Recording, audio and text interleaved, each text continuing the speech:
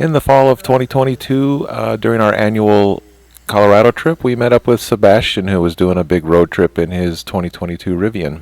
He hung out with us for about a day and a half and did part of the Alpine loop with us, so it was kind of interesting to see how off-roading went with an electric vehicle. This video is going to be pretty much clips from that day doing the Alpine loop with Sebastian and kind of my commentary about basically EV powered overlanding. Let me start right out with my overall opinion. Do I believe EV overlanding is the way to go and we shall go out and buy EVs for this activity? No, not at all. Not there yet. And I'm going to explain why. Do I believe that EV overlanding is the future? Absolutely. Yep, it's definitely. I mean, EVs are the future, period. There's just no two ways around it. It may not be the future for everybody right away, but eventually it will be. And there's a lot of pros and cons I'll get into in this. So basically, every disruptive technology has always got its a period. That's kind of like the early adopters period. DVD disc players were $1,000 and hard to come by, and then by the time they were kind of over with, they were down to like $30 for a DVD player. So that's when early adopters paid that $1,000 to make it so that more could be developed to get it down to $30. Same way with televisions. The early ones were heavy, big screen burn-in problems and very expensive, and they were only 720p, and people paid $2,000 or more for that. But that's what early adopters do. And I think in the EV world, especially for overlanding, we're still in the early adopters world.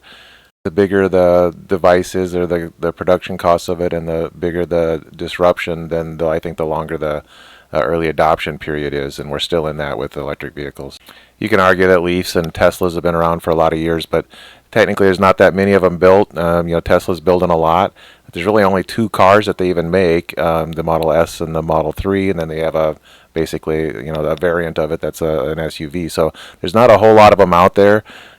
Ford builds a couple, GM builds a couple. There's just not much out there. So it's still really early adopter period of these vehicles. So that means that the high cost that this is, that's one of the biggest factors, is that this thing is $80,000 to $100,000. That's a lot of money to pay for a pickup that you can get for a lot less otherwise, but it's an early adopter thing. The people willing to pay that early adopter fees are people that have the money to give up for it. You're not going to, find someone working at McDonald's buying a Rivian. That's not the case. That not yet. Maybe someday they will, though.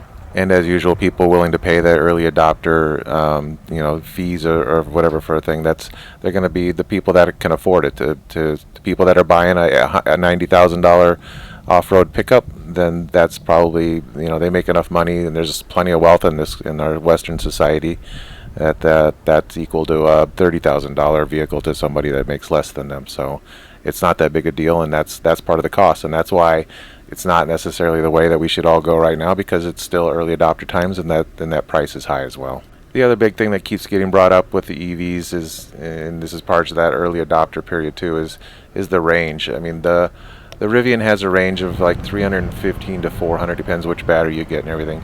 And that's pretty adequate and does what you want. But I mean, if you're thinking about going long term and a week in the backcountry and all that, you don't want to hunt down a charge station so much. That's not a lot of range. And that's still part of that early adopter scenario. The batteries today are already quite a bit bigger for the size that they were 4 years ago with the earlier Teslas, and 4 or 5 years from now they're going to be a lot bigger yet, and 5 to 700 mile range is going to be common even with smaller batteries to make them lighter. Basically what I'm saying is, once this early adopter time frame is over with, everybody's going to want to buy an EV a lot more often or a lot more easily, because it's going to have some of the deficits that the current EVs have are going to be gone, and that's something to look forward to. Now let me get into a little bit about the Rivian itself. I mean, the Rivian is obviously it's just a electric pickup. It's built with 4 motors, has all kinds of horsepower and torque that you could ever need. That's not ever an issue with these electrics. They're so much better for that than any vehicle that could be. And having 4 motors makes an off-road vehicle an incredible setup there, where each motor is that split second changes as far as slip is concerned and traction and all that kind of stuff. And that's, you know, that's 4 on the drivetrain. That's amazing. It's like basically having locked all the way around at all times. So that's a pretty incredible setup for an off-road vehicle. The Rivian can do, I guess, 0 to 60 in like 3 seconds, but that really doesn't matter for overlanding. I don't think anybody needs to get up to 60 miles an hour on any dirt road, let alone in 3 seconds for that much. So that's not a factor, but it does show that there's, you know, a lot of capabilities that you don't get in other vehicles. Another kind of unique advantage that this could have for overlanding off-roading is that they're coming out with I guess they're calling it tank turn mode, where, you know, because it's 4 different drivetrains on each, you know, one on each wheel, they can fool with how, you know, 2 wheels can be locked up, or 2 wheels can go backwards and you can go forward, and you can do a really tight turn. So that's kind of neat, and an advantage that you're never going to get on a non-electric vehicle.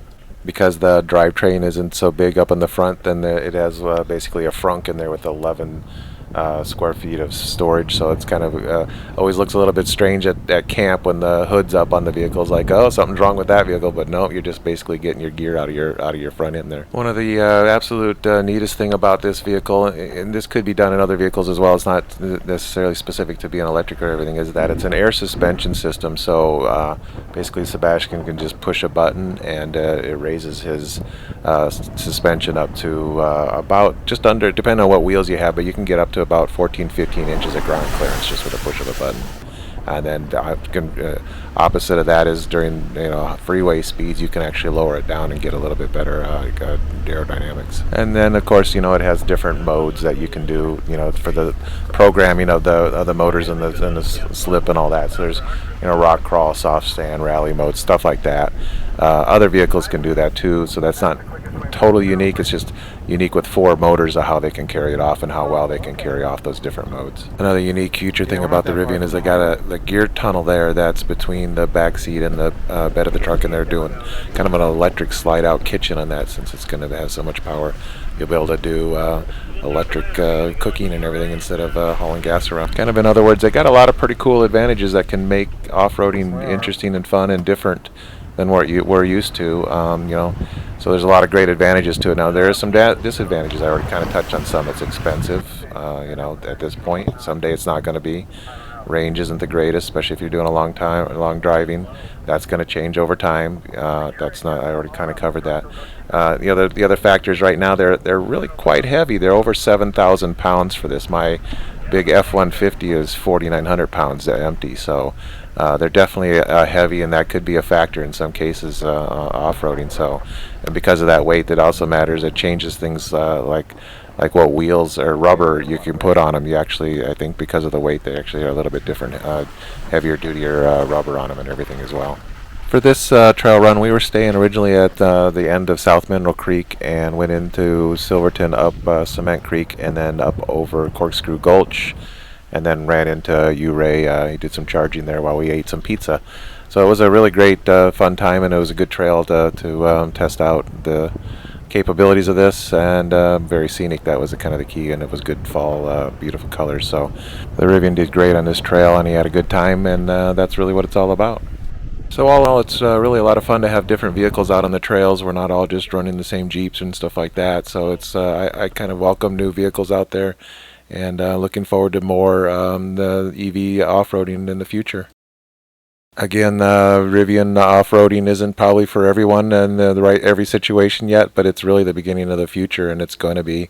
This is where we're heading. You know, it'll be just next generations will be absolutely awesome, and I'm kind of looking forward to it. Hey, thanks for watching.